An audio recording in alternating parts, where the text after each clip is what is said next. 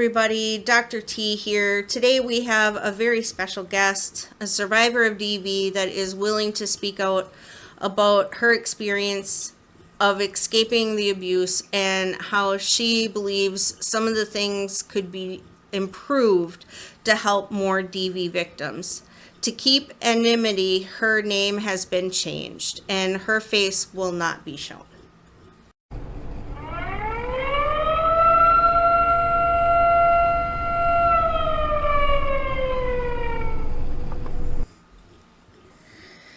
Welcome, Anne, to Dr. T Speaks Out. Thank you so much for being here today. Well, thank you for having me. Thank you for being able to speak out about your survival with us today. Many victims fear leaving their abusers for several reasons, including threats from the abuser and fear of how to survive on their own when they have relied on their abuser for everything, including finances and a place to live. But survival is possible. So if you could please explain to us how you successfully left the abuse and made it on your own. I have a different kind of a case where I was married and my husband and I decided we were going to party one night, and he got abusive because I kept after him. He was having an affair and he decided that he was going to beat the crap out of me, and I ended up in the hospital, and they arrested him, put him in jail, and he was out the next day. And I didn't leave him right away, which was stupid. I should have, but I didn't. He didn't beat me up anymore, but the verbal abuse was constant for years because I did not have the funds to leave him. There was nowhere else for me to go. And so it took quite a few years for me to finally get out of that toxic relationship.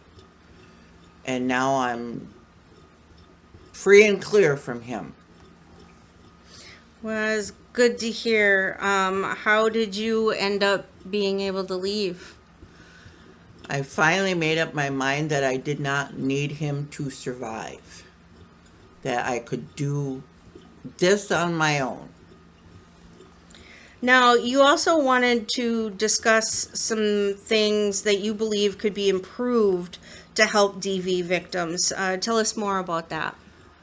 I think there needs to be stronger laws for the woman who does leave her husband and goes into, say, a halfway house or somewhere that's supposed to be secretive, so the husband or boyfriend doesn't ever find out where she's at, so he can show up there with, to try and do bodily harm to her.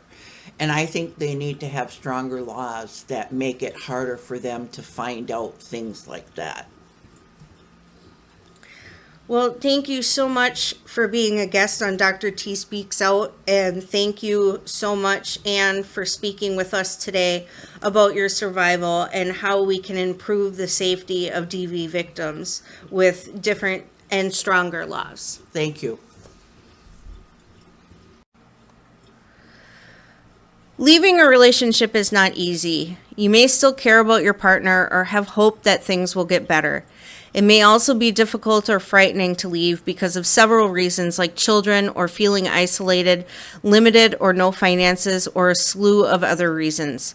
Even if it seems like the only way you can be safe is to leave, you may still be feeling confused and frightened about leaving. That is normal. You don't have to decide to leave today. But if you are in an abusive relationship, you need to get out. Even if you are scared, there are people dedicated to helping you get through that fear and guide you in a new life away from abuse.